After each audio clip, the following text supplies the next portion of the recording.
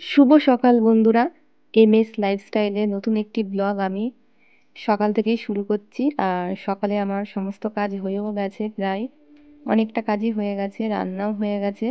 আর আমার বরকে আমি খেতেও দিয়ে দিয়েছি, ওর খাওয়া হয়ে গেছে। এবার আমি ওর টিফিনটা গুছিয়ে দেবো। আর ওর টিফিনটা আমি কিভাবে গুছিয়ে দিই সেটাই তোমাদের সাথে আমি শেয়ার করবো আজকে। আর আজকে আমি রান্না করেছি, কিন্তু ভাত করেছি, আর করেছি পেঁয়াজ ভেন্ডি করেছি, মানে পেঁয়াজ দিয়ে ভেন্ডিটা করেছি, খুব সুন্দর লাগে রেসিপিটা। আর করেছি আলু ভাজা।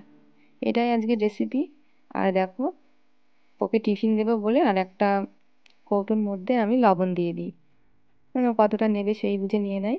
আর তোমাদেরকে একবার দেখিয়েও দিই, এই যে ভাত, আর তার সাথে আছে ভেন্ডি, আর এদিকে আছে আলু ভাজা। এটাই আমি টিফিনটা গুছিয়ে দেবো ওকে।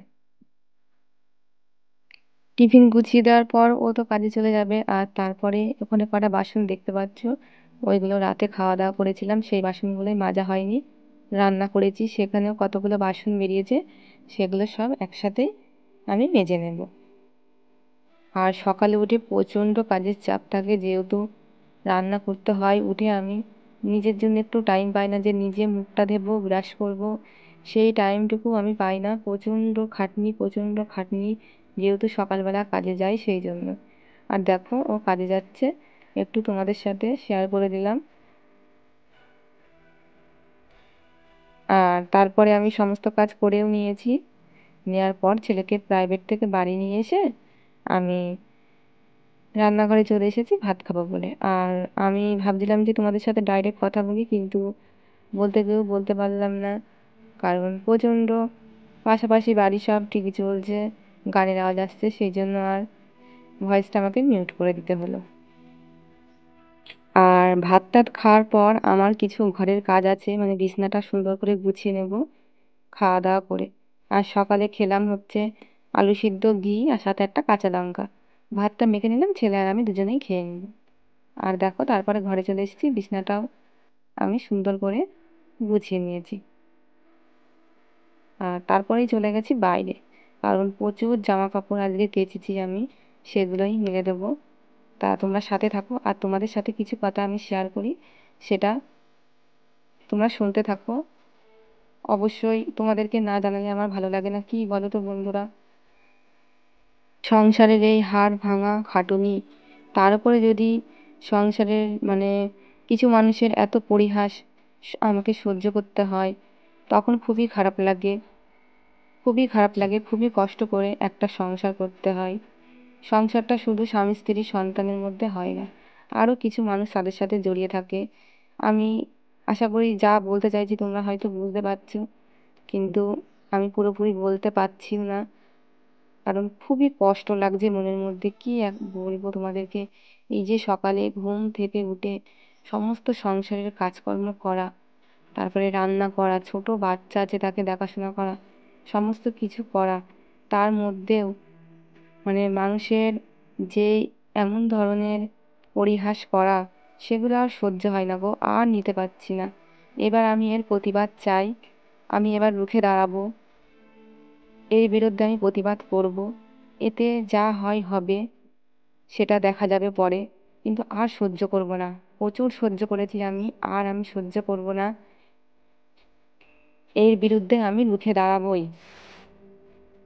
মনটা খুবই খারাপ ছিল, সারাদিন আর কোনো ব্লগ আমি ভিডিও শ্যুট করিনি, সেই জন্য একেবারে চলে এসেছি সন্ধ্যাবেলায় ছেলেকে একটু ম্যাগি বানিয়ে দিলাম, ছেলে ম্যাগি খেলো।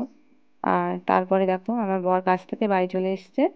আর আসার পরই মানে ও যেহেতু সারাদিন ভালো করে খেতে পারে না, কাজের মধ্যে থাকলে কি ভালো খাওয়া হয় বাড়ির মতো, সেই জন্য আসার পর ওরও খুব খিদে পেয়েছিল, তাই বললো কি একটু মুড়ি মাখলে ভালো হতো। তা আমি বললাম তুমি মুড়ি মাখাও, তুমি মুড়িটা খুব সুন্দর মাখাও, আর খুবই টেস্টি করে মাখাই, খুব ভালো লাগে। সেই জন্যই ও মুড়ি মাখাচ্ছিল, তাই তোমাদের সাথে আমি একটু শেয়ার করে দিলাম মুড়ি মাখাটা, তোমরা একবার ট্রাই করে দেখো, খুবই ভালো লাগবে। আর তারপরে যেহেতু সারাদিন হাজবেন্ড বাড়ি থাকে না, আর ও আসার পরই তখন একটু মনটা ভালো লাগে, একটু মন খুলে কথা বলতে পারি ওর সাথে, একটু হেসে ফেলে কথা বলতে পারি। সারাটা দিন যে মানুষের এত বঞ্চনা লাঞ্ছনা সহ্য করতে হয়, তা কি বলবো। সব কিছু বাধা পেরিয়ে যখন সন্ধ্যার টাইমে বাড়ি আসে তখন মনটা খুবই ভালো লাগে। তখন ওর সাথে কথা বলে একটু শান্তি পাই। আর সব কিছু আমি ওকে শেয়ারও করি, সব কথা বলি। আর ও আমাকে খুব ভালোবাসে, আশ্বাস দেয় আমাকে। ওর মুখের দিকে তাকিয়ে কিছু বলতে পারি না, সব কিছু মুখ বুজে সহ্য করি। কিন্তু আর কতদিন বন্ধুরা, আর কতদিন? অবশ্যই একদিন না একদিন ধৈর্যের বাঁধ তো ভাঙেই না, ধৈর্যের বাঁধ একদিন না একদিন ভেঙে যাবেই। সেদিন আমি অবশ্যই রুখে দাঁড়াবো, প্রতিবাদ করব। আর ভালো লাগছে না, আর সহ্য করতে পারছি না আমি। দেখা যাক কি হয়। আর আমার এই ব্লগটি তোমাদের কেমন লাগলো অবশ্যই কমেন্টে কিন্তু জানিও তোমরা। হাই ফ্রেন্ড, এখন সন্ধ্যেবেলা কাজের থেকে বাড়ি এসেছি। তোমাদের দিদিভাইকে বললাম যে খুব খিদে পেয়েছে। ও বললো যে কি খাবা। আমি কাল তো চাউমিন খেয়েছিলাম। ভাবছি মানে ওই ধরনের কিছু খাবো না, তাই বললাম যে মুড়ি আর চানাচুর মাখাই। ও বললো যে ঠিক আছে, তাহলে তুমি মুড়ি চানাচুরটা মাখাও। কেন আমি মুড়ি চানাচুর মাখালে মানে ছেলে, তোমাদের দিদিভাই, সবার নাকি পছন্দ হয়, মানে খুব সুন্দর লাগছে মাখানো। তাই যে মুড়ি মাখানো হয়ে গেছে আমার, দেখলে মুড়ি মাখাচ্ছিলাম। এই যে এবার খেতে বসবো।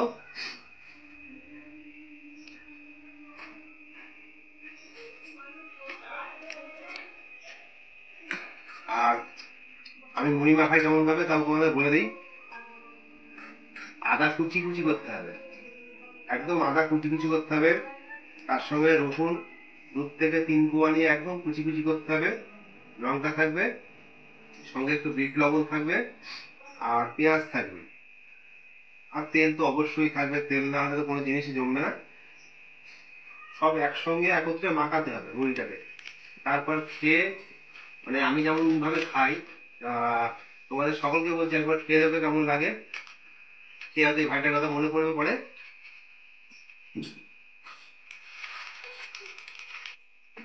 আরে আমরা মুড়িগুলো খেয়ে নিই, আর আমরা খেতে থাকি। আর তোমরা তাহলে একটু দেখো, আবার পরে তোমাদের সঙ্গে কথা হবে। ওই দেখো নকুলদানা চুরি করে খাচ্ছে একজন ঠাকুরের কাছ থেকে। নকুলদানা সব সময় একটু পর পর নিয়ে খেয়ে নেবে। এই যে মানে এই চিপসটা খেয়েছে তো, এই চিপসটা প্রচন্ড ঝাল।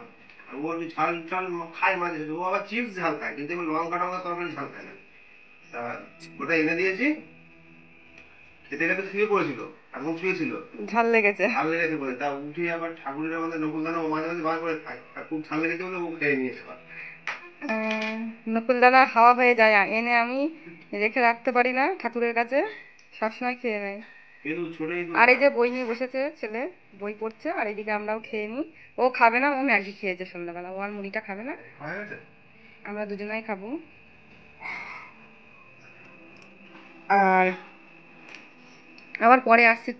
আর দেখো আমার বর যে মুড়ি মেখেছিল সেটাই আমি এখন খাচ্ছি।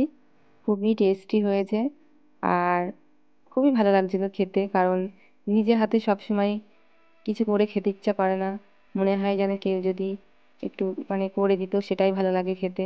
তাই আমার হাজবেন্ড যখনই বলি না কেন ও করে দেয়। যেমন মুড়ি মাখতে বলেছে, মুড়ি মেখে দিয়েছে, খুবই ভালো লেগেছে খেতে। তা বন্ধুরা, আজকে মুড়ি খেতে খেতে আজকের ব্লগটা আমি শেষ করব। তোমরা যে যেখান থেকে আমার ব্লগটি দেখছো না কেন সবাই সুস্থ থেকো, ভালো থেকো। তোমাদের সবাইকে জানাই গুড নাইট।